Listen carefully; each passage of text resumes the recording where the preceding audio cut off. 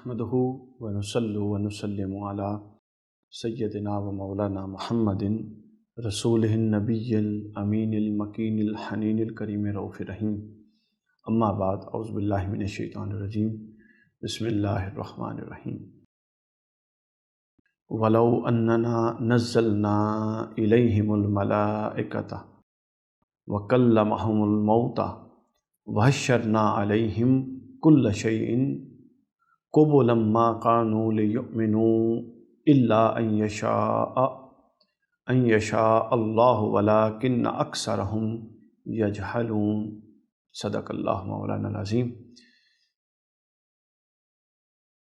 سب T V کی سحر transmission قرآن اور رمضان سب کے ساتھ میں ہوں آپ کا میزبان علی وقار قادری، اور ہم آج حسب معمول 8واں روزہ ہے، اور 8ویں پارے کے جو بنیادی اور ضمنی اور ذیلی مضامین ہیں اس کا کچھ نہ کچھ احاطہ کرنے کی کوشش کریں گے بتوفیق الہی، اور جو اس میں سے اللہ رب العزت کی طرف سے توفیق ہوئی اس کا کچھ نہ کچھ ذکر کریں گے.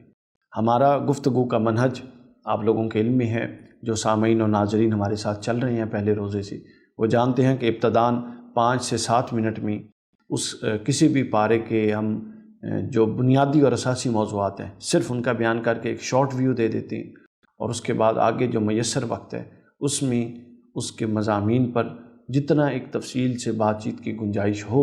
ظاہرہ احاطہ تو نہیں ہو سکتا، کبھی بھی نہیں ہو سکتا، بندہ ساری عمر بھی لگا رہے تو نہیں ہو سکتا، لیکن جو ممکن ہو سکا میسر وقت میں انشاءاللہ وہ بیان کرنے کی کوشش کریں گے. 8ویں پارے میں کل 9 بنیادی مضامین ہیں، اور 8ویں پارے میں 2 صورتیں آئی ہیں. سورہ انعام کا بقیہ حصہ جو پچھلے پارے سے چل رہی تھی، اور سورہ اعراف کا ابتدائی حصہ. 9 مضامین میں پہلا مضمون جو اس میں بیان ہوا ہے وہ حضور نبی اکرم صلی اللہ علیہ وآلہ وسلم کو تسلی دی گئی. کیوں تسلی دی گئی اس کا آگے بیان ہوگا، لیکن حضور علیہ السلام کا قلب اطہر جب مغموم ہوتا تھا تو اللہ رب العزت تسلی دیتے تھے. دوسری جو اس کے اندر دوسرا موضوع ہے وہ مشرکین کی 4 حماقتوں کا ذکر ہے، اور پھر ان حماقتوں کو بیان کر کے اللہ رب العزت نے اپنے رد عمل کا اظہار فرمایا قرآن مجید میں، وہ دوسرا موضوع ہے. تیسرا اللہ تعالیٰ کی طرف سے 2 عظیم نعمتوں کا ذکر ہے. چوتھا موضوع جو ہے وہ 10 وصیتوں کا ذکر ہے، اور وہ ایسی وصیتیں ہیں جو تمام شریعت جو الہامی شریعتیں تھیں اور الوہی کتب تھیں اور الوہی صحائف تھے، ان 10 نکات پر تمام صحائف کا اور تمام شریعتوں کا اتفاق ہے. یہ وہ 4 مضامین ہیں ابتدائی جو سورہ انعام جو باقی حصہ 8ویں پارے میں موجود ہے اس میں بیان ہوئے. اب ہم اس کے کچھ مختصر تفصیل کی طرف جاتے ہیں. جہاں تک حضور نبی اکرم صلی اللہ علیہ وسلم کو تسلی دینے کا تعلق ہے، اور حضور کو تسلی دی گئی کہ یہ لوگ ضدی ہیں، بے تکے اور جس کی کوئی ضرورت نہیں، اس نوعیت کے معجزات طلب کرتے ہیں. اے محبوب، آپ ان کی ان فضول گوئیوں کی وجہ سے اپنے قلب اطہر کو مغموم نہ کیا کریں، کیونکہ اگر مردے بھی اللہ فرماتا ہے ان سے بات کرنے لگ جائیں اور ان کے تمام معجزات جو یہ چاہتے ہیں وہ ان کو میسر کر دیے جائیں، اس کے باوجود یہ ایمان نہیں لائیں گے. اور اگر یہ ایمان لانے والے ہوتے تو اللہ فرماتا ہے قرآن کافی تھا، چونکہ قرآن سے بڑا کوئی معجزہ نہیں. اس کے بعد مشرکین کی حماقت کا ذکر ہے. 4 حماقتیں ہیں، اس پر ہم تفصیل سے بات کریں گے، لیکن سر دست ہم اس کا ایک جائزہ لے لیتے ہیں. کہ پہلی حماقت یہ کہ یہ لوگ چوپایوں میں اللہ کا حصہ اور اپنے اپنے شرکا جن کو یہ اللہ کے مد مقابل شریک سمجھتے ہیں، یعنی پیرالل خدا سمجھتے ہیں جن لوگوں کو، ان کا حصہ الگ الگ کر لیتے ہیں.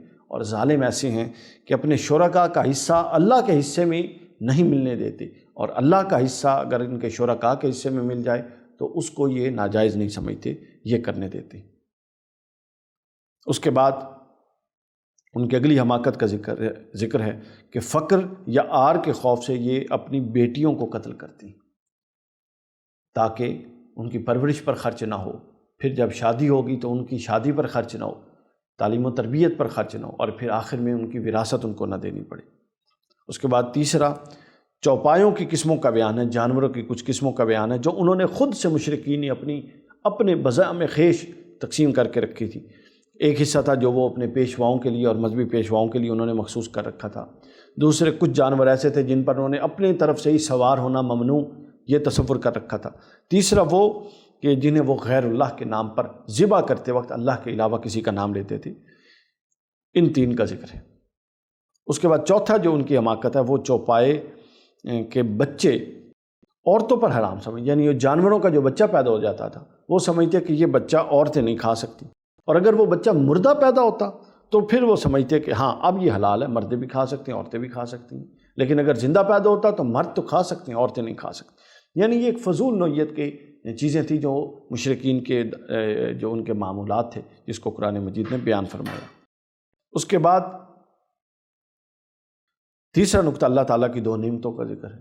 اس میں ایک کھیتی باڑی، کھیتیاں ہیں کہ اللہ تعالیٰ زمین کے ذریعے بندوں کو رزق دیتا ہے، اور دوسرا جانور ہے کہ وہ بھی رزق کا اللہ کی طرف سے ایک سورس ہیں جن سے دودھ، کھال، چمڑا، گوشت یہ سب چیزیں میسر آتی ہیں۔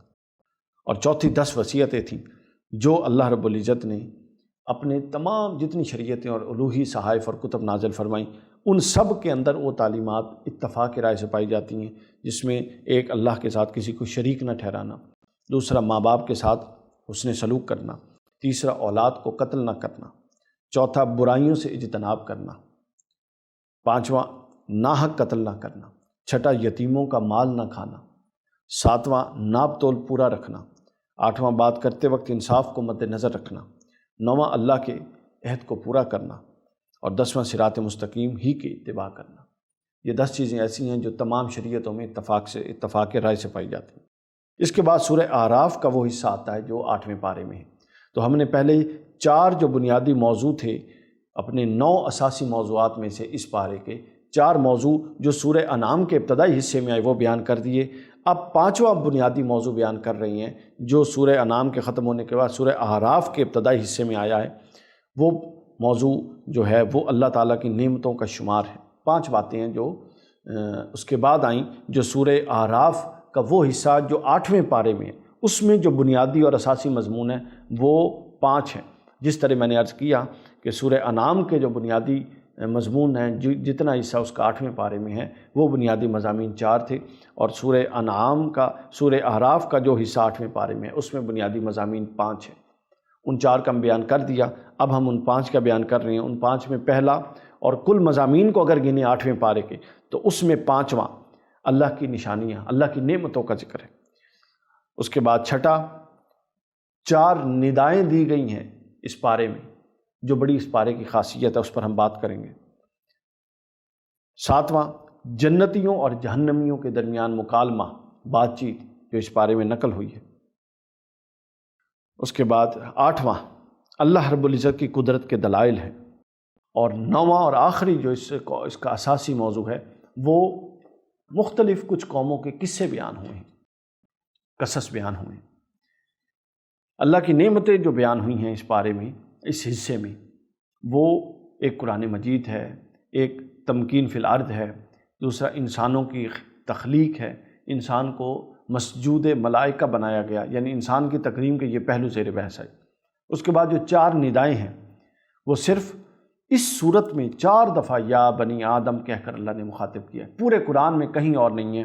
وہ 8ویں پارے میں سورہ اعراف کے ابتدائی حصے میں اللہ نے 4 دفعہ یا بنی آدم، اے ابن آدم، اے ابن آدم، اے آدم کی اولاد کہہ کر مخاطب کیا اور مختلف احکام بیان کیے۔ ان میں پہلی 3 نداؤں میں جو اللہ نے فرمایا یا بنی آدم، اس میں لباس کا ذکر کیا، جس کی ہم تفصیل سے بات چیت کریں گے، اور اس کے ضمن میں اللہ نے مشرکین پر تنقید کی اور ان کا رد کیا کہ اللہ تو ایسا باحیا ہے اور حیا کو پسند فرمانے والا ہے کہ وہ 3-4 دفعہ ندا دی، اور اس میں 3 دفعہ اس نے لباس کا، ستر پوشی کا لباس پہننے کا حکم دیا۔ اور اے مشرکین، تم کیسے ہو کہ تم برہنہ اور ننگے ہو کر اللہ کے گھر کا، کعبۃ اللہ کا طواف کرتے ہو؟ اللہ نے رد کیا ان کا۔ اور چوتھی ندا میں اللہ نے بتایا، پہلے 3 نداؤں میں لباس اور معاشرت سے متعلق، اور چوتھی ندا میں اتباع رسول مقبول صلی اللہ علیہ وآلہ وسلم، بتا دیا کہ یہ سارے معاملات کرنے کے بعد اگر تمہارے دل میرے محبوب مکرم کے آگے جھکا ہوا نہیں ہے اور تم ظاہراً و باطناً کاملاً ان کی اتباع میں نہیں ہو تو تم اپنے آپ کو ہرگز مومن مت گردانو۔ اس کے بعد جنتوں اور جنتیوں اور جہنمیوں کے مکالمے کا ذکر میں نے کیا کہ ان کے درمیان مکالمہ ہوگا۔ جنتی کہیں گے جہنمیوں کو، بتاؤ کہ اللہ کا وعدہ سچ ہوا کہ نہ ہوا؟ وہ کہتا تھا کہ جو مجھ پر ایمان نہیں لائے گا، اعمال صالح نہیں کرے گا، وہ جہنم میں جائے گا، اور آج تم جہنم میں ہو۔ یعنی اس وقت کی بات اللہ نے کوٹ فرمائی جب جنتی جنت میں، جہنمی جہنم میں پہنچ چکے ہیں، تو جہنمی کہیں گے کہ ہاں تم سچ کہتے ہو، اللہ کا وعدہ تو پورا ہو گیا۔ پھر جہنمی جنتیوں سے بھوک پیاس اور جہنم کی شدت کی وجہ سے کھانے پینے کے لیے کچھ مانگیں گے، لیکن جنتی کہیں گے کہ نہیں، اللہ نے کافروں پر اور جو اہل جہنم ہیں ان پر اپنی نعمتیں حرام کر دی ہیں، لہٰذا انہیں کچھ نہیں دیا جائے گا۔ اس کے بعد اللہ کی قدرت کے دلائل اگلا موضوع تھا کہ وہ دلائل کیا ہیں؟ بلند و بالا آسمان جو بغیر ستونوں کے کھڑے ہیں، یہ اللہ کی قدرت کی نشانی کے طور پہ بیان ہوا۔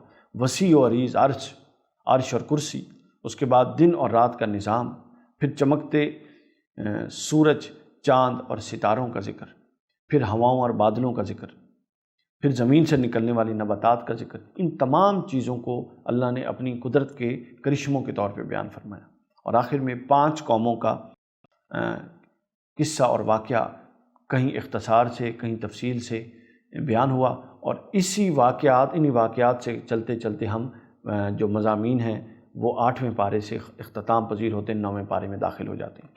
جن قوموں کے قصے آئے ان قوموں میں قوم نوح علیہ السلام، قوم عاد، قوم سمود، قوم لوط اور قوم شعیب ہیں۔ اور ان قصوں سے بیان کرنے سے اللہ نے فرمایا کہ کچھ حکمتیں ہیں ان قصوں کو بیان کرنے کی، اور وہ حکمتیں کیا ہیں؟ حضور نبی اکرم صلی اللہ علیہ وسلم کو تسلی دینا کہ یہ آپ کے ساتھ یہ جو کفار جھٹلا رہی ہیں، یہ اس سے پہلے انبیاء کرام کو بھی جھٹلاتے تھے۔ اچھوں اور بروں کے انجام کا بتانا کہ دیکھیے جنہوں نے نبیوں کا ساتھ نہیں دیا ان کا انجام کیا ہوا۔ اللہ کے ہاں دیر ہے اندھیر نہیں، یہ ثابت کرنا کہ بہرحال جتنی بھی تاخیر ہو حق کا بول بالا ہوتا ہے۔ چوتھا، رسالت کی دلیل کہ آپ صلی اللہ علیہ وسلم امی، ظاہراً امی، جس کے معنی مفہوم پر ہم تفصیل سے بات کریں گے، امی ہونے کے باوجود پچھلی قوموں کے قصے، واقعات اور وہ حقائق بتاتے جو کسی کو علم نہ ہوتے۔ اور آخر میں انسان کے لیے عبرت اور نصیحت کے لیے اللہ تعالیٰ نے کچھ ارشادات فرمائے۔ یہ 8ویں پارے کے مضامین کا خلاصہ تھا جو میں نے عرض کر دیا۔ اب ہم 8ویں پارے کے مضامین کی تفصیل کی طرف جا رہے ہیں۔ جیسا کہ میں نے پہلے عرض کیا کہ مشرکین کی طرف سے حسی نوعیت کے معجزے کی طلبی تھی، بار بار کہ کوئی ایسا معجزہ دکھائیں جس کی نوعیت حسی ہو۔ تو اللہ رب العزت نے اس حسی نوعیت کے معجزات کی طلبی اور عجیب و غریب قسم کے معجزات کی طلبی کے تصور کو رد کیا، اور اپنے محبوب مکرم صلی اللہ علیہ وسلم کو تسلی دی۔ فرمایا کہ یہ جھوٹ بولتے ہیں کہ اگر آپ ان کو حسی معجزہ دکھا دیں گے تو یہ ایمان لے آئیں۔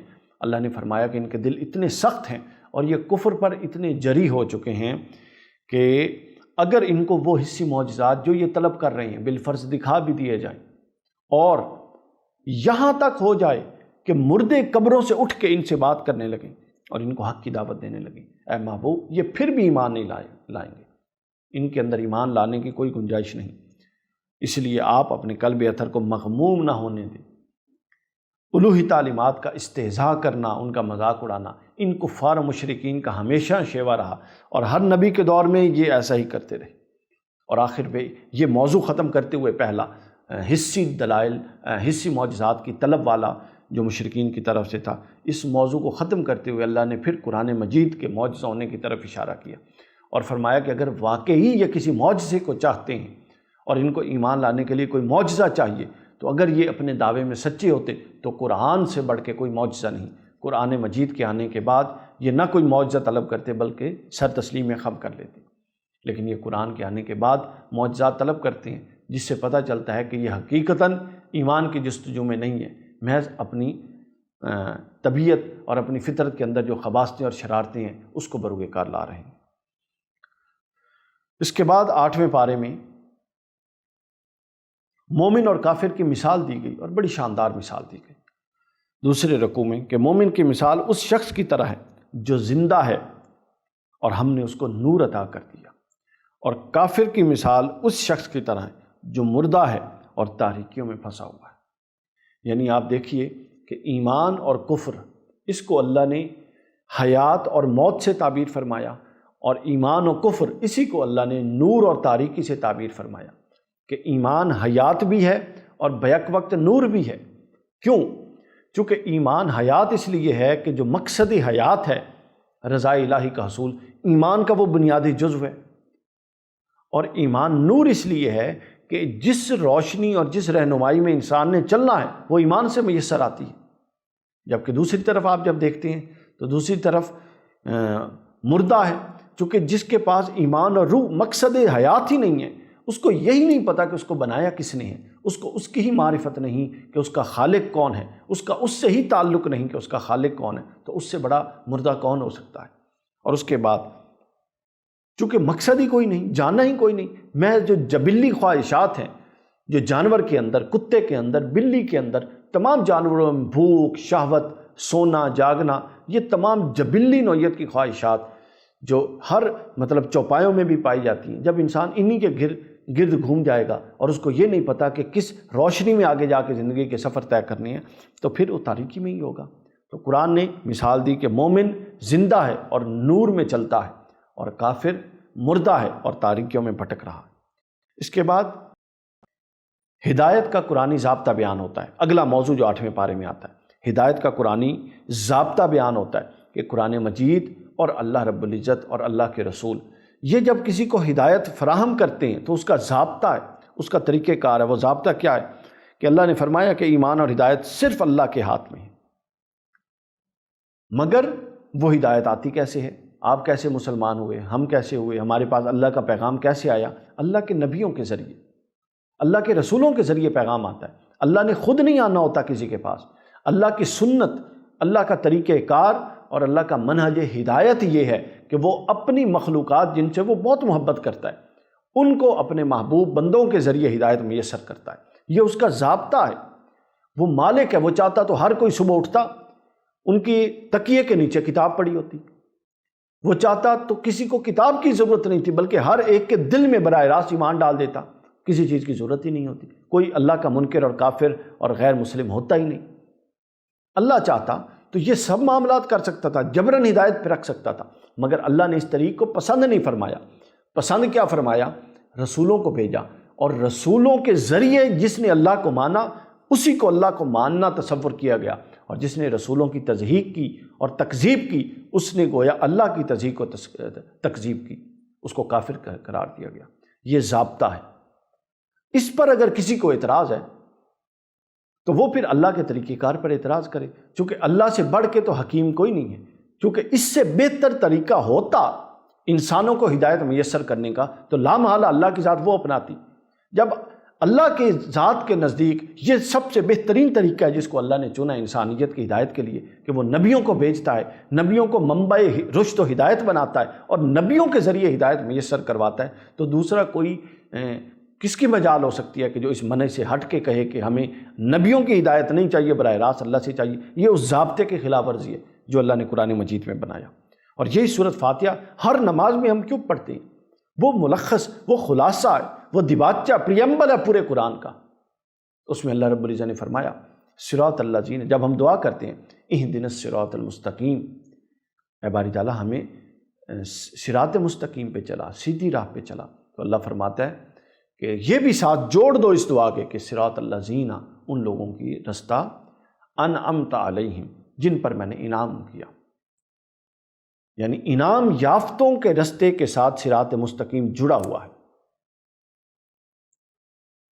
اور اسی طرح بے شمار کہا، جب ہم موت کی دعا کرتے ہیں تو اللہ فرماتا ہے کہ یہ دعا کرو کہ باری تعالیٰ ہمیں ابراروں کے ساتھ، اللہم ادخلنا، ہمیں ابرار لوگوں کے ساتھ جو تیرے نیک اور صالح ان کے ساتھ جنت میں داخل فرما۔ یعنی جگہ جگہ پہ یہ چیز قرآن مجید میں موجود ہے۔ تو یہی ضابطہ ہے جس کا ہم مشاہدہ کر چکے ہیں، جو قرآن کی نصوص سے، احادیث صحیحہ کی نصوص سے ثابت ہے کہ ہم نے جو اللہ کا ضابطہ ہدایت ہے وہ یہ ہے کہ ہم نے صالحین کا اتباع کرنا ہے، ان کی پیروی کرنی ہے،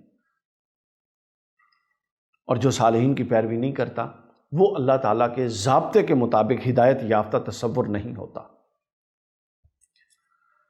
اس کے بعد یہاں یہ موضوع ختم ہو جاتا ہے۔ قرآن مجید کا جو ایک فلسفی تھی، ایک ضابطہ تھا، ایک طریقہ کار اور منہج تھا کہ قرآن ہدایت دیتا کیسے ہے، اس پر ہم نے بات کر لی۔ اب اگلا موضوع جو 8ویں پارے کا ہے، بنیادی موضوع ہے، وہ ہے مشرکین کی حماقتیں۔ مشرکین کی 4 حماقتیں قرآن نے بیان کی، لیکن ہم نے یہ صرف نہیں دیکھنا کہ یہ مشرکین کی حماقتیں تھیں، وہ اس دور میں کرتے تھے۔ قرآن کی ہر ہدایت، ہر آیت اور ہر لفظ کے اندر سے مومن کے لیے ہدایت کا ایک نیا پہلو جنم لیتا ہے۔ تو ہم جب قرآن پڑھیں تو ہم نے ان پہلوؤں کو پیش نظر رکھنا ہے۔ ہمارے ہاں طریقہ کار یہ ہے کہ ہم یہود، نصارہ، مشرکین، ظاہرہ یہ جس دور میں اتر رہا تھا اس وقت یہ سارے برسر پیکار تھے، ان کے معاملات زیر بحث آئے، لیکن یہ کسی کی کتاب نہیں ہے، یہ قرآن ہے، اللہ کا کلام ہے۔ جہاں بھی بے شک مخاطب کسی ایک خاص طبقے کو رکھ کے بات کی گئی، مگر یہ اصول مد نظر رکھیے کہ اس میں سے لازماً ہمارے لیے ہدایت کے پہلو موجود ہیں۔ ہم اس کو محض کفار، مشرکین کا کہہ کے آگے گزر جاتے ہیں اور چور دروازہ نکال لیتے ہیں، یہ درست نہیں ہے۔ اس کا مطلب یہ ہے کہ کیا معاذ اللہ یہ والے حصے اب مشرکین کے محض قصوں کے طور پہ قرآن کا حصہ ہیں، یعنی ہمارے لیے براہ راست ہدایت سے ان کا کوئی تعلق نہیں۔ یہ قرآن مجید کے پورے جو قرآن ہے اللہ کا اور جس پر ہم ایمان لاتے ہیں اس فلسفی کے خلاف جا جاتا ہے۔ خدا نہ خواستہ قرآن پر جو ایمان ہے اس کے خلاف یہ بات چلی جاتی ہے، اور اس کو ہم اس زمرے میں آ سکتے ہیں کہ بعض حصوں کو مانتے اور بعض کو نہیں مانتے۔ تو ہم نے ہر ایک سے خود ہدایت لینے کی کوشش کرنی ہے۔ تو جو مشرکین کی 4 حماقتیں اللہ نے بیان فرمائیں، ان میں سے ایک حماقت یہ تھی کہ وہ زمین سے حاصل ہونے والے غلہ اور جانوروں وغیرہ میں اللہ کا حصہ نکال لیتے، اور پھر اپنے شرکا جو انہوں نے اللہ کے برابر، یہ میں بار بار وضاحت کر رہا ہوں چونکہ شرک کا ایک من گڑت تصور ہمارے ہاں بھی موجود ہے۔ تو جو قرآن مجید کا تصور شرک ہے وہ یہ ہے کہ اللہ کی طرح کسی کو اور اللہ اور خدا مان کے اس کو خدائی میں شریک مانا جائے، اور جس طرح اللہ سے مانا جاتا ہے، مانگا جاتا ہے، اسی طرح اس سے مانگا جائے، جس طرح اللہ کو معبود مانا جاتا ہے سجدہ کی، اسی طرح اس سے کیا جائے۔ اور مشرکین یہ کرتے تھے اور یہ شرک ہے، اور اللہ فرماتا ہے کہ میں ہر گناہ معاف کر، صحیح مسلم کی حدیث ہے، اللہ فرماتا ہے کہ تم میرے پاس آؤ اور تمہارے گناہ زمین جتنے ہو پوری زمین بھری ہوئی ہو، اگر شرک نہ ہو تو میں تمہارے گناہ بخش دوں گا۔ اور اللہ فرماتا ہے کہ اگر تم میرے پاس آؤ اور تمہارے گناہ آسمان پہاڑ کی طرح ہو اور پہاڑ آسمان تک لہو، اس کے باوجود اس میں شرک نہ ہو تو میں وہ بھی بخش دوں گا، مجھے کوئی فرق نہیں پڑتا۔ لیکن اگر شرک ہو تو وہ اللہ کی غیرت کا معاملہ ہے، مشرک کی کوئی بخشش نہیں۔ تو فرمایا گیا کہ یہ کیا کرتے تھے جو شرکاء ان کے مشرکین تھے، ان کی حماقتوں میں پہلی حماقت یہ کہ یہ اپنے شرکاء کا حصہ اس غلے میں سے اور ان جانوروں میں سے الگ کر لیتے اور اللہ کا حصہ الگ کر لیتے۔ اور یہ ایسے بدبخت تھے کہ جب اللہ کا حصہ تو دوسرے اپنے شرکاء کے حصوں میں مل جاتا تو اس کو تو گوارا کرتے، مگر شرکاء کے حصے اللہ کے حصوں میں نہیں ملنے دیتے۔ اللہ تعالیٰ نے اس بات کو بیان کیا۔ اس کے بعد دوسری جو حماقت تھی، اب ہمیں یہ خود غور کرنا ہے کہ ہمیں اس سے کیا رہنمائی لینی ہے۔ یعنی اللہ کے لیے جو عمل ہو وہ بالکل اللہ کی رضا کے لیے اور خالصتاً لوجہ اللہ ہو، اس میں فلاں دائیں بائیں وہ ملاوٹیں اور وہ نیتوں میں وہ امتزاج نہ ہو۔ دوسری حماقت جو بیان کی وہ ہماری ایک معاشرتی نوعیت کی حماقت ہے اور آج بھی پائی جاتی ہے۔ اس لیے تو میں نے ساری بات پہلے بتائی کہ ہم نے مشرکین، یہود، ان پر اور نصارہ، ان سے متعلق جو تنبیہات ہیں اور جو وعیدیں ہیں وہ ان کے کھاتے میں ڈال دی ہیں، جبکہ اس میں سے آدھا ہمارے معاشرے میں سب کچھ وہی ہو رہا ہے۔ یا مشرکین کی حماقتوں میں اللہ نے بیان فرمایا کہ وہ بیٹی کو فقط فقر اور آر کی وجہ سے قتل کر دیتے تھے۔ ٹھیک ہے اب قتل نہیں ہوتا، لیکن کیا ہے، محرومی تو اب بھی ہے ان بیٹیوں کے لیے۔ کتنے ماں باپ ایسے، کتنے خاندان ایسے ہیں جنہوں نے بیٹیوں کو وراثت میں حصہ دیا ہو، ہر کوئی جم کے بیٹھا ہوا ہے۔ یہ حرام قطعی یا قبر میں پتہ چلے گا کہ جب آپ دوسروں کا حق کھا کر آئیں گے تو کیا بنتا ہے۔ لہٰذا اپنی زندگیوں میں حق دیں۔ جب بندہ قبر میں جاتا ہے تو پیچھے سب کچھ تقسیم ہو جانا ہے، تو وہ تقسیم تو ہونا ہی ہے، کھانا تو دوسروں نہیں ہے۔ عدل کے تقاضوں کی اور شریعت کے احکام کے مطابق تقسیم کر کے جائیں تاکہ پچھلوں آپ جا کے نہ پکڑ، آپ کی گرفت نہ ہو رہی ہو۔ اور جو مظلوم ہوں گے، جن کا حق مارا جائے گا، وہ پھر قیامت کے دن آپ سے تقاضا کریں گے۔ تو وہ بیٹیوں کو اس ڈر سے مار دیتے تھے۔ اب یہ نہیں، اسلام نے اس بات کو روکا، اس پر سخت وعیدیں فرمائی۔ رسول اسلام نے بیٹی کی حیثیت بڑھا دی، ماں کی حیثیت بڑھا دی۔ اب دیکھیے نا، سبحان اللہ، لوگ اعتراض کرتے ہیں اسلام پر، اور اللہ کی شان دیکھیے، صرف ساری کائنات کو چھوڑ کے حضور نبی اکرم صلی اللہ علیہ وسلم کا اسوہ دیکھ لیجئے، بیٹی سے متعلق بیٹی حضرت سیدہ کائنات فاطمہ الزہرا سلام اللہ علیہ، بیوی سے متعلق حضرت سیدہ خدیجہ الکبریٰ، حضرت سیدہ عائشہ، کسی بھی زوجہ سے متعلق حضور علیہ السلام کے معاملات کیا تھے، والدہ سے متعلق حضرت خدیجہ خود والدہ، حضرت فاطمہ خود والدہ تھی، ان سے رہنمائی ملتی ہے۔ تو آپ دیکھیں کہ بطور بیٹی، بطور بیوی، ہمارے نبی نے عورت کو کیسے عزت دی۔ جائز امور میں اختلاف ہو سکتا ہے، ہوتا تھا، قرآن مجید کے اندر خود اس چیز کا ہے، وہ انسان کی فطرت ہوتی تھی، لیکن اللہ کے رسول معصوم تھے، وہ ٹیکل کرتے تھے، اور وہ جو ان کے طریقہ کار ہیں وہ ہمارے لیے سنت ہے۔ تو آپ دیکھیے، بیٹی جس کو آر سمجھا جاتا تھا اور جس کے متعلق قرآن کہتا ہے کہ اس کو زندہ درگور کر دیتے تھے، اور پھر فخر سے آ کے بتاتے تھے کہ ہم نے بیٹی کو زندہ درگور کر دیا، وہ بیٹی اسی معاشرے میں جب آتی تھی تو تاجدار کائنات جو سارے رسولوں کا سربراہ ہے، وہ اپنی مجلس سے کھڑے ہو جاتے تھے، اپنی چادر بچھاتے تھے، اپنی چادر پر اپنی بیٹی کو بٹھاتے تھے، اپنی بیٹی کے ہاتھ کو چومتے تھے، کبھی ماتھے کو چومتے تھے، شفقت سے بٹھاتے تھے۔ تو پوری کائنات کو میسیج دے رہے تھے کہ میرے آنے کے بعد بیٹیوں کا طریقہ کار یہ ہوگا، بیٹیوں سے اس طریقے سے ڈیل کیا جائے گا۔ حضرت سیدہ خدیجہ کے ساتھ دیکھیں، حضرت عائشہ کے ساتھ یوں رفاقت رہی حضور علیہ السلام، اور حضرت عائشہ نے تو حضور کی وصال کے بعد طویل عمر پائی، 48 یا 50 سال حیات رہیں، اور پورا دین جو حضور علیہ السلام سے سیکھا تھا امت کو منتقل کیا۔ تو یہ بھی پہلو بیوی کا ہے کہ بیوی شریک حیات، مشن کی امین، فکر کی امین، تربیت یافتہ، جو حضور کی وفات کے بعد انہوں نے پوری امت کو حضور کی فکر کو اور دین کو پہنچایا۔ تو حضور علیہ السلام نے پورا کا پورا، اور اسلام نے پورا کا پورا اسٹرکچر اور پورا کا پورا ویو پوائنٹ بدل دیا عورت سے متعلق۔ مشرکین کی یہ حماقت بیان کی گئی۔ اس کے بعد تیسری حماقت جو بیان ہوئی وہ قرآن نے یہ بتائی ہے کہ وہ مختلف جانوروں کو مختلف قسموں میں بانٹتے تھے، اور بعض وہ تھے جو کاہنوں اور مذہبی پیشواؤں کے لیے مخصوص تھے، اس پر عام بندہ نہیں سوار ہو سکتا تھا، اور بعض وہ تھے کہ جن پر وہ سوار ہونا اور ان سے کسی طرح کا فائدہ اٹھانا جائز ہی نہیں سمجھتے تھے، خود ہی تقسیم کر لی تھی، اور بعض وہ تھے جنہیں ذبح کرتے وقت اللہ کی بجائے بتوں کا نام لیتے تھے۔ یہ بھی ایک حماقت کے طور پہ اللہ نے ذکر کیا، فضول بات ہے، خود سے تقسیمیں کر لینا، خود سے حلال متعین، خود سے حرام، اس پہ بیٹھنا نہیں ہے، یہ فلاں بندہ بیٹھ سکتا، فلاں نہیں بیٹھ سکتا، یہ سب جہالت تھی۔ چوتھی بات حماقت جو بیان ہوئی وہ یہ ہوئی کہ جانور کے پیٹ سے جو بچہ پیدا ہوتا تو اسے مردوں کے لیے حلال سمجھتے، عورتوں کے لیے حلال نہ سمجھتے۔ یہ کیسی مطلب غیر منطقی اور بے وقوفانہ اور غیر معقول بات ہے۔ اور اگر وہ مردہ پیدا ہوتا تو پھر عورتوں اور مردوں دونوں کے لیے حلال سمجھتے۔ کیا مطلب عقل کے اندھے تھے یہ سارے کے سارے۔ تو ان چار حماقتوں کو بیان کرنے کے بعد اللہ تعالیٰ نے 4 نکات بیان کیے، سبحان اللہ۔ یعنی نظم کیسا خوبصورت ہے کہ پہلے مشرکین کی 4 حماقتیں ہیں، آگے اللہ نے 4 نکات میں اپنے ارشادات فرمائے، اور پہلا فرمایا، اللہ نے فرمایا کہ وہی اللہ ہے جس نے باغات، زیتون اور انار جیسے مختلف پھل پیدا کیے۔ کون ہے؟ اب انار کو کھولیں، اندر ایک ایک دانہ کیسا جڑا ہوتا ہے، ہم ہاتھ لگاتے ہیں تو وہ پھسل جاتا ہے، دب جاتا ہے، اس کا رس نکل جاتا ہے، لیکن وہ جو اپنے پورے خول میں ہوتا ہے تو اس کو کیسے خوبصورت جوڑا ہوا ہے، کیا اس کی خوبصورتی ہوتی ہے، کیا اس کی مہک ہوتی ہے، کیا اس کا ذائقہ ہوتا ہے، پھر کیا اس کی توانائی اور انرجی ہے جو وہ جسم کو دیتا ہے۔ کون ہے دوسرا جو اس طرح زمین کے پیٹ سے ایسی چیز کو نکال سکے سوائے اللہ کے؟ دوسری اللہ نے بتائی بات کہ وہی اللہ ہے جس نے بار برداری، گوشت اور دودھ کے اصول کے لیے چھوٹے اور بڑے جانور پیدا کیے۔ تمہاری عقلیں ماری گئی ہیں کہ اپنی تقسیم تم نے کر لی کہ اس سے فلاں کام نہیں ہو سکتا، اس سے فلاں نہیں ہو سکتا، اللہ نے یہ خدمت کے لیے پیدا کیے۔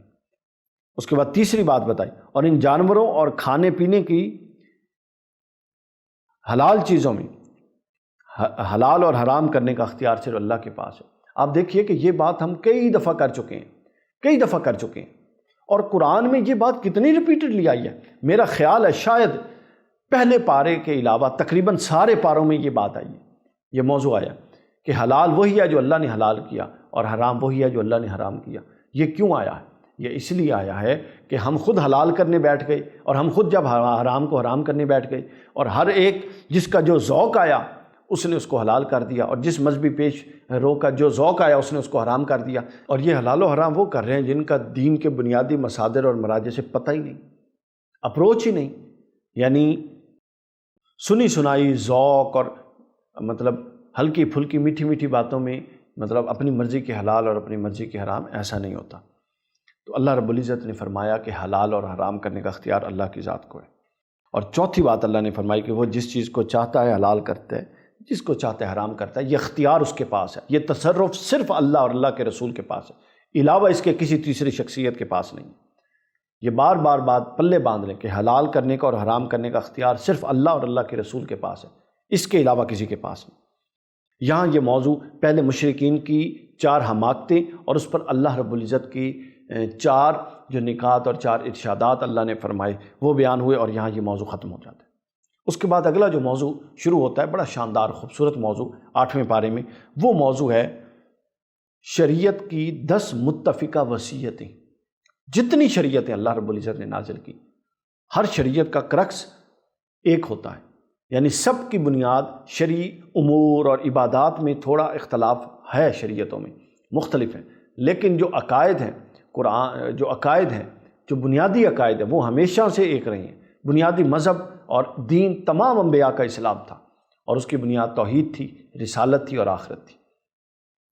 تو 10 وصیتیں ہیں جو تمام شریعتوں میں اکٹھی یکساں طور پر پائی جاتی ہیں، اور ہمارے لیے بھی وہ نصیحتیں ہیں، اور ہمیں بھی وہ نصیحتیں رپیٹ کر کے سنائی گئیں اور ہماری کتاب کا حصہ ہیں۔ کیوں حصہ ہیں؟ اس لیے حصہ ہیں کہ ہم نے بھی اس پر عمل کرنا ہے۔ پہلی نصیحت ہے کہ صرف اور صرف اللہ کی عبادت کی جائے اور کسی کو اللہ کا شریک نہ ٹھہرایا جائے۔ دوسری یہ کہ والدین کے ساتھ اچھا سلوک کیا جائے اور انہیں اپنی زبان و عمل سے تکلیف نہ دی جائے۔ تیسری یہ کہ اولاد کو فقر کے ڈر سے، غربت کے ڈر سے قتل نہ کیا جائے۔ چوتھی یہ کہ ہر قسم کے فواحش اور برائی سے، خواہ وہ خفیہ ہو یا اعلانیہ ہو، رکا جائے، برائیوں کو ترک کیا جائے۔ پانچویں یہ ہے کہ انسان کو ناحق قتل کرنا حرام ہے، یہ بدترین گناہ ہے کسی کا ناحق قتل، اس سے رکا جائے۔ چھٹی یہ ہے کہ یتیم کے مال میں ناجائز تصرف حرام ہے، اللہ کے غضب کا باعث ہے۔ ساتویں یہ ہے کہ ناپ تول کو پورا رکھا جائے۔ کیسے معاشرتی احکام ہیں جن کا ہم لحاظ نہیں رکھتے؟ ہر شریعت میں یہ حکم نازل تھا کہ ناپ کو تول کو پورا رکھا جائے۔ آٹھواں کہ یہ سارے انسانوں کے درمیان عدل کو ملحوظ رکھا جائے، خواہ کوئی اپنا قریبی ہو خواہ دور کا ہو، خواہ وہ مومن ہو خواہ غیر مسلم ہو، غیر مومن ہو، عدل کو ملحوظ رکھا جائے گا۔ پچھلے ایک واقعہ آیا کہ رسول السلام کے پاس ایک چوری کا کیس آیا، ایک مسلمان تھا سو کالڈ اور ایک یہودی تھا، تو جو یہودی تھا وہ حق پر تھا، تو رسول صلی اللہ علیہ وسلم نے یہودی کے حق میں فیصلہ کر دیا۔ تو آپ دیکھیے کہ خود اللہ کے رسول کا عدل اور انصاف کا عالم یہ ہے کہ قطع نظر اس کے سامنے کون ہے، فیصلہ انصاف سے ہونا چاہیے۔ حضرت مولا علی فرماتے ہیں کہ جو معاشرے انصاف پر قائم نہیں ہوتے وہ نہیں چل سکتے، یعنی کفر پر تو معاشرہ چل سکتا ہے، ظلم پر نہیں چل سکتا۔ اور انصاف کیا ہے؟ جہاں پہ انصاف، ظلم کیا ہے؟ جہاں پہ انصاف نہیں ہوتا وہاں آٹومیٹکلی ظلم ہوتا ہے۔ 9واں یہ تھا کہ اللہ کے ساتھ جو عہد وعدے ہم نے کیے ہیں اس کو پورا کریں، اور 10واں یہ تھا کہ صراط مستقیم کی اتباع کی جائے۔ یہ وہ 10 وصیتیں تھیں جو 8ویں پارے میں آئیں، اور تمام جو آسمانی شریعت تھیں ان کی متفقہ وصیتیں تھیں۔ اس کے بعد ان وصیتوں کے بیان کے بعد ایک چھوٹا سا نقطہ بڑا شاندار آیا جو ان سے جڑا ہوا ہے غالباً، اور وہ یہ ہے کہ تمام اعمال میں جو مطلوب ہے، جو مقصود ہے، جو غایت ہے ہر شے کی، وہ رضا الہی کا مطلوب، رضا الہی مطلوب رہنی چاہیے۔ رضا الہی تمام مقصود ہو، ہر کام کا مقصد اللہ کی رضا ہو، یعنی اپنے اعمال میں اخلاص لائیں۔ اور ہمارے معاملات میں بعض جگہوں پہ اخلاص ہوتا ہے اور بعض جگہوں پہ کیا ہوتا ہے، اس کے اندر تھوڑی خرابیاں آ جاتی ہیں۔ تو ہونا یہ چاہیے کہ ہم دنیا میں کسی نے کسی کو کچھ نہیں دے لینا۔ بڑوں کا ادب، احترام، اپنے بزرگوں کا ادب، احترام، کسب فیض، یہ سارے اور موضوعات ہیں، لیکن اصلاً دینے کا اختیار صرف اور صرف اللہ کی ذات کو ہے۔ اگر اللہ نہ چاہے تو کوئی آپ کو کچھ دے نہیں سکتا، اور اگر اللہ نہ چاہے تو کوئی آپ سے کچھ لے نہیں سکتا۔ تو اس تصور سے جب آپ پورے اخلاص سے اور ہر عبادت اور ہر اچھے کام کا فوکس اور مطمع نظر یہ رکھیں گے کہ میں یہ کام صرف اللہ کی رضا کے لیے کر رہا ہوں، تو پھر اس کام کے اندر جو برکت ہوگی اس کی کیا بات ہوگی، اور پھر وہ کام صحیح معنوں میں نام اعمال کو وزنی بنائے گا۔ تو یہاں پر یہ نقطہ سمجھایا گیا۔ اس کے بعد آخر میں یہ بتا دیا، اب یہ پھر سورہ انعام بالکل اختتام پذیر ہو رہی ہے یہاں پہ، اور سورہ اعراف جو 7ویں صورت ہے وہ شروع ہونے والی ہے، اور سورہ انعام کے آخر میں یہ ایک دفعہ پھر ایک حکمت اور نصیحت کے طور پہ بتا دیا کہ اے بندوں یہ دنیا ابتلاء اور آزمائش کے لیے ہے، تاکہ مومن اور کافر میں اور نیک اور بد میں فرق ہو جائے۔ اور یہ موضوع بھی کئی جگہ پہ آیا۔ سورہ ملک میں 29ویں پارے میں شروع میں اللہ رب العزت نے فرمایا تبارک الذی بیدہ الملک وہو علی کل شیء قدیر الذی خلق الموت والحیات لیبلوکم ایکم احسن عملا۔ اللہ نے زندگی اور موت کو پیدا ہی اسی لیے کی تاکہ دیکھے کہ تم میں سے کون ہے جو اچھا عمل کرنے والا ہے۔ یہی بات یہیں پہ آئی کہ زندگی کا مقصد ابتلاء اور آزمائش میں ڈالنا ہے، اور آزمائش میں ڈالنے سے مقصود آزمائش نہیں ہے، مقصود یہ ہے کہ کون آزمائش میں ثابت قدم رہتا ہے اور کون آزمائش میں ثابت قدم نہیں رہتا۔ تو یہ اصل کرنے کا کام وہ یہ ہے کہ جب کوئی مشکل، جب کوئی معاملہ درپیش ہو، اس وقت آپ کتنی دانش مندی اور کتنی دینداری کا لحاظ رکھتی ہیں۔ تو سامعین کرام، یہاں آ کر سورہ انعام ختم ہوتی ہے اور ہم سورہ اعراف میں داخل ہو جاتے ہیں۔ یہ صورت مکی ہے، اس میں 286 آیات ہیں۔ دوسری مکی صورتوں کی طرح اس میں بھی وہی بنیادی مضامین ہیں، توحید ہے، رسالت ہے، شان رسالت امام صلی اللہ علیہ وسلم ہے، اس کے بعد آخرت قیامت سے متعلق کچھ بنیادی عقائد ہیں۔ اس صورت کی ابتدا میں حضور نبی کریم صلی اللہ علیہ وسلم کے دائمی معجزہ قرآن مجید کا ذکر ہوا، اور بتایا گیا کہ یہ وہ کتاب ہے جو بہت بڑی نعمت ہے اور پوری انسانیت تک اور کے لیے اور رہتی دنیا تک کے لیے منبع رشد و ہدایت ہے اور بہت عظیم نعمت ہے۔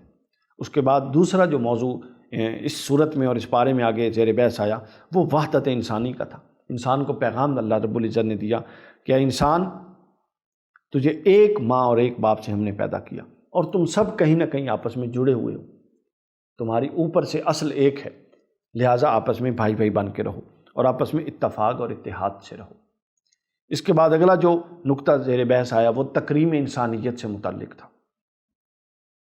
وہ یہ کہ اللہ نے سب سے پہلے انسان کو اپنے ہاتھوں، اللہ نے انسان کی تکریم کے کچھ پہلو بیان کیے اور اس سے انسان کی عظمت کو اجاگر کرنا چاہا۔ فرمایا کہ اے انسان، تو وہ ہے جس کو میں نے اپنے ہاتھ سے بنایا، تو وہ ہے جس کے اندر میں نے اپنی مقدس روح پھونکی، اور تو وہ ہے جس کو میں نے فرشتوں سے سجدہ کروایا۔ تکریم انسانیت کا بیان ہوا۔ اس کے بعد فرشتوں سے سجدہ کروایا، لیکن ابلیس نے سجدہ نہ کیا۔ یہاں انداز خطابت بدل گیا اور فرمایا کہ چونکہ ابلیس نے اس وقت سجدہ نہیں کیا تھا، لہٰذا انسان خبردار ابلیس سے بچا رہنا اور ہوشیار رہنا کہ کہیں یہ زندگی کے معاملات میں تجھے نقصان نہ پہنچائے۔ اور اس کے بعد جو انسان کی راہ کھوٹی کرنے کے لیے ابلیس کی کچھ مکاریوں کا ذکر ہے کہ یہ راہوں میں تاک لگا کے بیٹھا ہوا ہے کہ جہاں پہ ہاتھ ڈلتا ہے، جہاں پہ کسی بندے پر اس کا تصرف چلتا ہے، اس کو گمراہ کرے۔ اس کے بعد آگے جو اگلا موضوع آ رہا ہے اس بارے میں وہ ہے 4 بار یا بنی آدم کہنا، اور وہ کہاں کہا گیا، کیوں کہا گیا، اس پر ہم بات کریں گے۔ پہلی دفعہ 10ویں رکوع میں کہ جس میں اللہ نے لباس کی نعمت کا ذکر کرتے ہوئے فرمایا، آیت نمبر 26 میں فرمایا کہ اے اولاد آدم، ہم نے تمہارے لیے لباس اتارا جو تمہارے ستر کو بھی چھپاتا ہے اور تمہارے لیے باعث زینت بھی ہے، اور تقوی کا لباس پھر سب سے اچھا لباس ہے۔ اعلیٰ لباس تو تقوی کا ہے، اللہ کے ڈر کا لباس اگر سر سے پیر تک ہو تو اس سے اچھا کون سا لباس ہے، تو یہ بتایا۔ دوسری دفعہ ندا دی سورہ 10ویں رکوع میں ہی آیت نمبر 27 میں فرمایا کہ اے اولاد آدم، کہیں شیطان تم کو بہکا نہ دے، اور جس نے تمہارے ماں باپ کو جنت سے نکالا، حضرت آدم اور حضرت حوا علیہ السلام کے واقعے کی طرف اشارہ ہے، اور ان کے لباس اتروا دیے تاکہ انہیں ان کا ستر دکھا دے۔ پھر تیسری صدا دی، وہ بھی 10ویں رکوع آیت نمبر 31 میں فرمایا کہ اے اولاد آدم، اپنی زینت کا لباس لے لو ہر نماز کے وقت، اور کھاؤ اور پیو اور اسراف مت کرو، بے شک اللہ اسراف کرنے والے یعنی فضول خرچ کرنے والوں کو پسند نہیں فرماتا۔ اور 11ویں رکوع میں چوتھی دفعہ ندا دی آیت نمبر 35 میں فرمایا کہ اے اولاد آدم، اگر تمہارے پاس تم ہی میں سے رسول آئیں جو تم کو میری آیات سنائیں تو جو تقوی اختیار کر لیں گے اور اپنی اصلاح کر لیں گے تو ایسوں پر نہ کوئی خوف ہوگا نہ غم ہوگا۔ 2 نقطے بیان کیے کامیاب کے کہ تقوی اختیار کریں گے، اپنی اصلاح کر لیں گے۔ یعنی تقوی عارضی اختیار نہیں ہے کہ 5 منٹ کے لیے متقی اور پھر جو مرضی ہو، مستقلاً تقوی اختیار کریں اور اپنی اصلاح کر لیں تو ایسوں کے لیے نہ کوئی خوف ہوگا نہ غم۔ یہ 4 سامعین کرام اور ناظرین 4 مقامات پر اللہ نے یا بنی آدم کہہ کر مخاطب کیا۔ اور یہ بار بار تنبیہ کے لیے ہے، یہ جو بار بار کہنا تنبیہ کے لیے ہے، اور تنبیہات اس کے اندر سے نکات کیا نکلتے ہیں نصیحت کے، وہ میں عرض کر دیتا ہوں کہ اولاد آدم کو یہ بار بار خطاب کرنا انہیں شیطان کے وساوس اور مکاریوں سے بچانے کے لیے تھا، تاکہ انسان شیطان کی جو باتوں میں آ جاتا ہے، اس کی ملمہ کاری میں آ جاتا ہے، اس سے بچ کے رہے، کیونکہ وہ ایسا چالاک ہے جو ظاہراً تو دوست اور چیزوں کو لبھاتا ہے، یعنی جب انسان گناہ کی طرف راغب ہوتا ہے تو اس کو گناہ میں لذت آ رہی ہوتی ہے، وہ لذت ہی تو اس کو گناہ کی طرف راغب کرتی ہے۔ وہ کیا کرتا ہے، وہ ایک خطرناک چیز کو جو تباہ کن ہے انسان کے لیے، اس کو لذت کا اور پسندیدگی کا ایک خوبصورت لباس پہنا کے پسندیدہ بنا کے سامنے پیش کر دیتا ہے، اور بندہ اس کی طرف چلا جاتا ہے۔ اس کے بعد اگلا ایک نقطہ یہاں پر کہ وہ قابل توجہ ہے کہ 3 دفعہ جو اللہ نے ندائیں دیں، 4 نداؤں میں پہلی 3 دفعہ کی ندائیں جو ہیں وہ لباس سے متعلق تھیں۔ ان میں سے دوسری ندا میں مزید تفصیل سے بتایا کہ ابلیس لعین نے حضرت آدم حضرت حوا کے لباس اتروا دیے تھے اور ان کے ستر کھلوا دیے تھے۔ گویا کہ اشارہ کس طرف تھا؟ اشارہ یہ تھا کہ ابلیس کا بڑا ہدف یہ ہے کہ تم کو بے لباس کروائے، تم کو بے حیا کرے اور تمہارے اندر سے شرم کو ختم کرے، جبکہ اللہ یہ چاہتا ہے کہ تم حیادار رہو اور فحش اور عریانی کی طرف نہ جاؤ، جبکہ ابلیس تو چاہتا ہی یہ ہے، اور قرآن کی نص سے ثابت ہو گیا کہ وہ تمہیں بے حیائی کی طرف لے جائے۔ تو لہٰذا اپنے قدم اس رستے سے روکیں۔ یہ 4 دفعہ کی صدائیں تھیں، اور اس 4 دفعہ کی صداؤں کے اندر سے جو نکات تھے وہ میں نے عرض کر دی۔ اس کے بعد ستر کے تقاضے پورے کرنے والا لباس انسان اور حیوان سے انسان کو ممتاز کرتا ہے۔ یہ بھی بات اسی کے اندر سے ایک نکلتی ہے کہ جانوروں میں انسانوں میں کیا فرق ہے؟ جانور ننگا پیدا ہوتا ہے اور ننگا گھومتا پھرتا ہے اور مر جاتا ہے، انسان پیدا ننگا ہوتا ہے لیکن اس کو لباس پہنایا جاتا ہے، اور اس کی اتنی تکریم ہے کہ اس کو جب قبر میں رکھا جاتا ہے تب بھی اس کو برہنہ نہیں رکھا جاتا، بلکہ خوبصورت اور صاف ستھرے لباس میں ملبوس کر کے رکھا جاتا ہے۔ لہٰذا اللہ نے انسان کو عزت اور شرف بخشا، اب انسان کو چاہیے کہ اپنے اس شرف کو قائم رہے۔ یہاں پر یہ موضوع ختم ہوتا ہے، جو 4 مشرکین کے جو 4 ندائیں جو اللہ نے دیں یا بنی آدم، اور اس پر جو اللہ کی طرف سے کچھ تنبیہات تھیں اور جو ان آیات سے نکات اور معارف اخذ ہوتے تھے وہ ہم نے کی۔ اگلا موضوع جو 8ویں پارے میں آیا وہ مشرکین کعبۃ اللہ کا برہنہ طواف کرتے تھے، اس سے متعلق یہ بے حیائی کا عمل تھا، اللہ نے اس کو روکا، ناپسند فرمایا، اور بعض اوقات یہ بھی کہہ دیتے تھے کہ ہمیں اللہ نے ایسا کرنے کا حکم دیا۔ اللہ نے فرمایا کہ ایک تو گناہ اور بے حیائی کے کام کرتے ہو، اوپر افتراء باندھتے ہو، بہتان لگاتے ہو کہ یہ اللہ نے کہا ہے اور جھوٹ بولتے ہو۔ ان کے اس دعوے کی تردید اس سے ہوتی ہے کہ اللہ تو بے حیائی کے کاموں کو پسند نہیں کرتا۔ اس کے بعد اگلا جو نقطہ ہے وہ اسلام میں دین اعتدال کے حوالے سے ہے کہ اسلام زندگی کے تمام جائز مطالبات پورے کرنے والا دین ہے اور پورے کرنے کی حوصلہ افزائی کرتا ہے، اور اس نے ان لوگوں کی بھی تردید کی ہے جو رہبانیت کے قائل تھے، یعنی خود اپنے اوپر ایسی سختیاں جنہوں نے لگا لی تھی جو اللہ اور اس کے رسول نے نہیں لگائی تھی۔ جب وہ سختیاں خود سے اپنے اوپر وارد کر لیں تو پھر ان سختیوں کی پابندی کرنی پڑی۔ اگلا موضوع جو 8ویں پارے میں بیان ہوا وہ اسلام کا دین اعتدال ہونا ہے کہ اسلام زندگی کے تمام مطالبات میں اللہ رب العزت نے فرمایا کہ تمام مطالبات میں ان کو جائز طریقے سے پورے کرنے کا حکم دیتا ہے، یعنی ایسا نہیں ہے کہ جو چیزیں اللہ نے جائز کر دیں اس کو بھی پورا نہ کرنا اور ان کے معاملے میں بھی خود پر بے جا سختی کرنا، اسلام اس کو ناپسند فرماتا ہے۔ اسی وجہ سے قرآن مجید میں ان لوگوں کی بھی تردید کی گئی ہے جو روحانیت کے قائل تھے۔ روحانیت کیا تھی؟ کہ خود سے اپنے اوپر کچھ سختیاں لگا لیں دینی حوالے سے، مثلا شادی کرنے کے لیے یہ سنت ہے، ہر نبی کی سنت ہے۔ کچھ طبقے نے کہا جی ہم اپنے اوپر شادی حرام کرتے ہیں، ہم نہیں کریں گے، ٹھیک ہے، ہم ہمیشہ اللہ کے لیے خالص رہیں گے۔ انہوں نے خود سے اپنے اوپر لگا لی۔ اللہ نے خود قرآن میں کہا کہ ہم نے ان پر رہبانیت فرض نہیں کی تھی، انہوں نے خود اپنے اوپر فرض کی، اور جب خود اپنے اوپر لازم کر لی پھر اس کے تقاضے پورے نہ کر سکے۔ تو لہٰذا اسلام اس چیز کو پسند نہیں کرتا کہ ایسے عمل کیے جائیں۔ کیوں نہیں کرتا؟ چونکہ انسان جسم اور روح 2 چیزوں کا تقاضا ہے، دو چیزوں سے مل کے بنتا ہے، اور جسم کے اپنے تقاضے ہیں، روح کے اپنے تقاضے ہیں جو جائز تقاضے ہیں، اور اللہ فرماتا ہے پورے ہوں۔ جسم کا تقاضا کیا ہے؟ کھانا پینا، آرام کرنا۔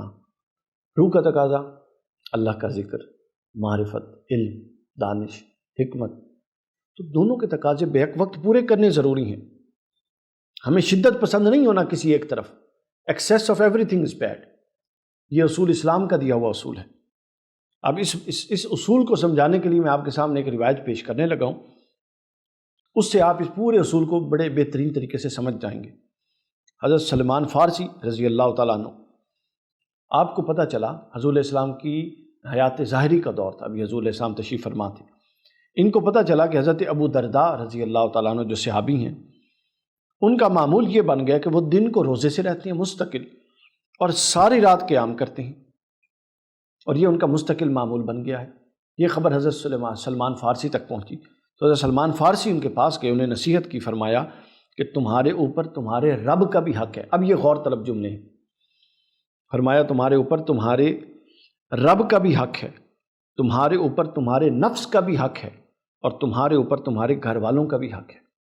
لہٰذا تم عبادت میں اس حد تک وہ مشغول ہو گئے تھے کہ ماں باپ، اہل و عیال، حتیٰ کہ بیوی، تمام قسم کے حقوق سے وہ اپنے آپ کو انہوں نے الگ کر لیا تھا، اور ہر وقت عبادت. لیکن حضرت سلمان فارسی نے کیا فرمایا؟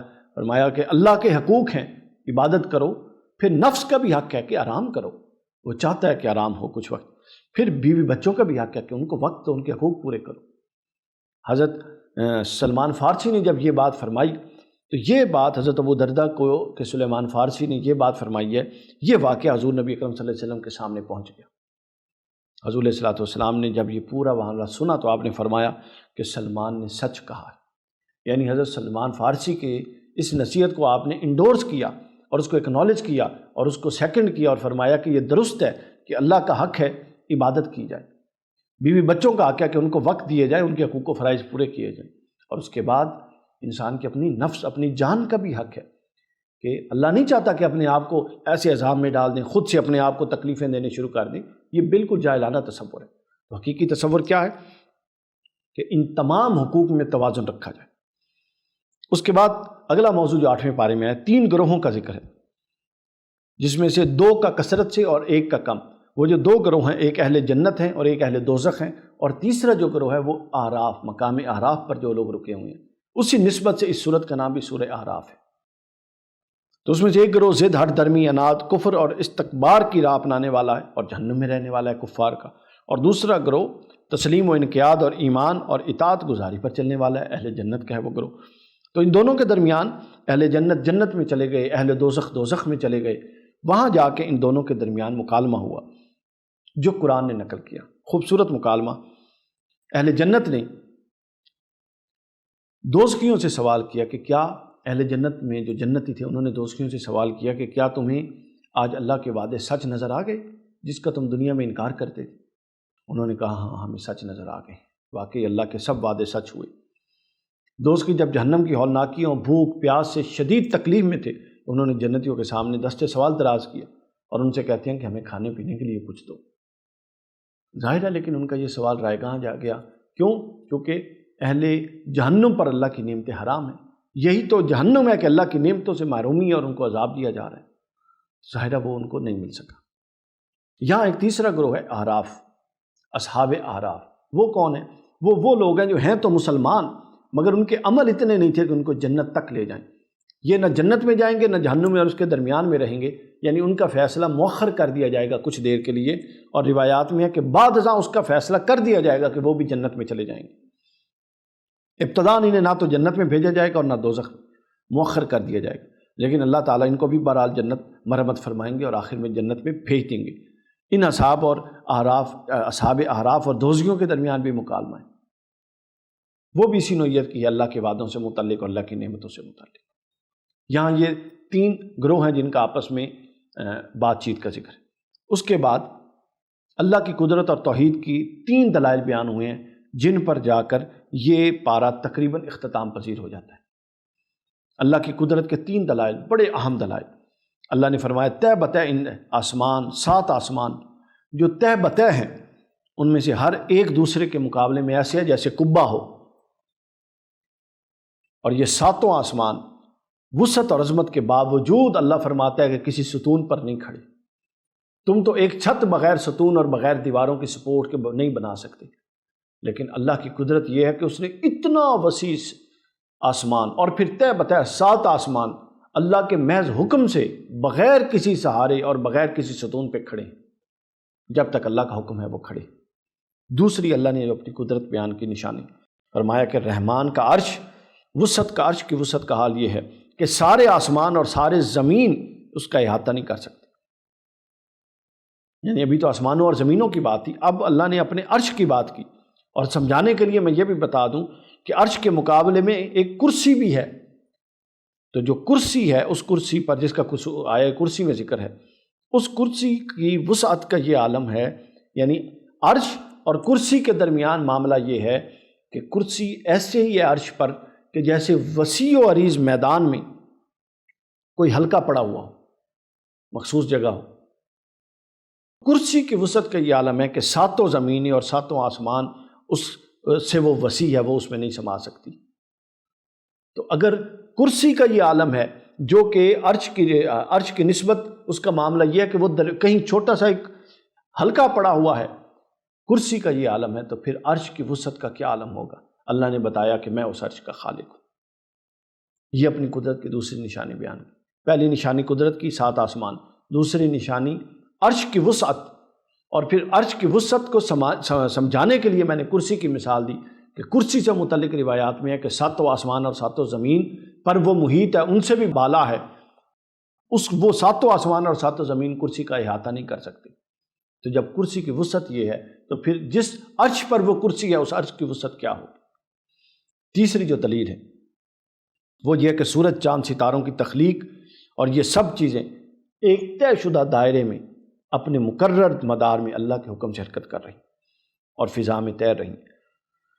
نہ کوئی اپنے دائرے سے باہر نکلتا ہے اور نہ کوئی اپنے طے شدہ کام کو چھوڑتا ہے۔ یہ اللہ نے اپنی قدرت کی تیسری نشانی بیان کی۔ یہ اللہ کی قدرت کی 3 نشانیاں آئی ہیں اس پارے کے اختتام پر۔ اس کے بعد آخری موضوع جو اس پارے میں آیا ہے وہ 6 انبیاء کرام علیہم السلام کا ذکر ہے۔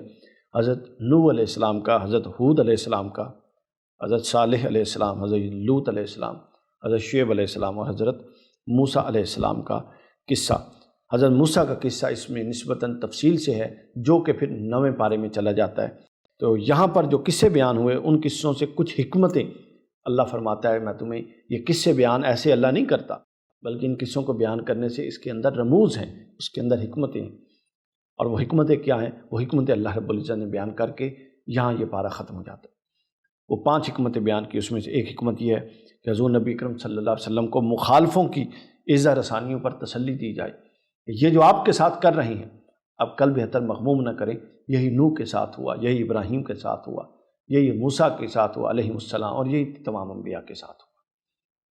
دوسرا جو یہاں سے حکم اور نقطہ ثابت ہوتا ہے وہ متکبروں کا انجام اور نیکوکاروں کا انجام ہمیشہ مختلف ہوا ہے۔ جو متکبر تھے وہ ہمیشہ اللہ کی گرفت میں آئے، اور جو نیکوکاروں تھے وہ ہمیشہ اللہ کی رحمت میں آئے۔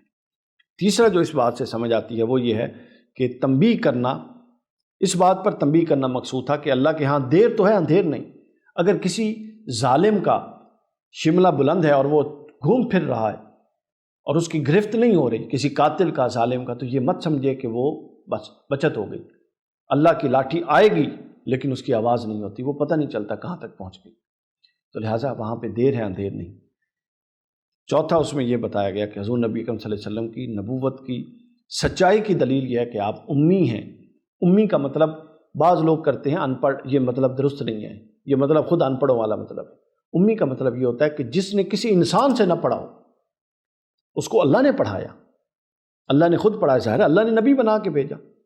تو جو امی ہے یعنی کسی انسان سے نہیں پڑھا، تو اور وہ حقائق بیان کر رہا ہے جو کئی صدیاں پرانے، جو دوسرے لوگوں کو سینہ بسینہ آ گئے، اور وہ بھی اصل حقائق اصل صورت میں موجود نہیں تھے، اور یہ امی رسول صلی اللہ علیہ وسلم وہ اصل حقائق بیان کرتے ہیں۔ اللہ فرماتا ہے کہ یہ معاملہ آپ کی نبوت کی حقانیت اور نبوت کی درستگی اور نبوت کی شہادت کے طور پہ اللہ نے اس کو بیان فرمایا۔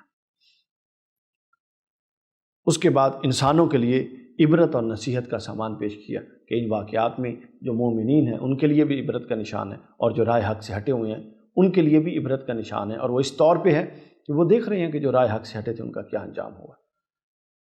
یہاں سامعین کرام ہمارا 8واں پارہ اختتام پذیر ہوتا ہے۔ اللہ تعالیٰ سے دعا ہے کہ 8ویں پارے میں ہم نے جن مضامین کا احاطہ کیا، جن کا مطالعہ کیا، ہمیں ان پر کاملاً عمل کرنے کی توفیق عطا فرمائے اور اپنی اصلاح کرنے کی توفیق عطا فرمائے۔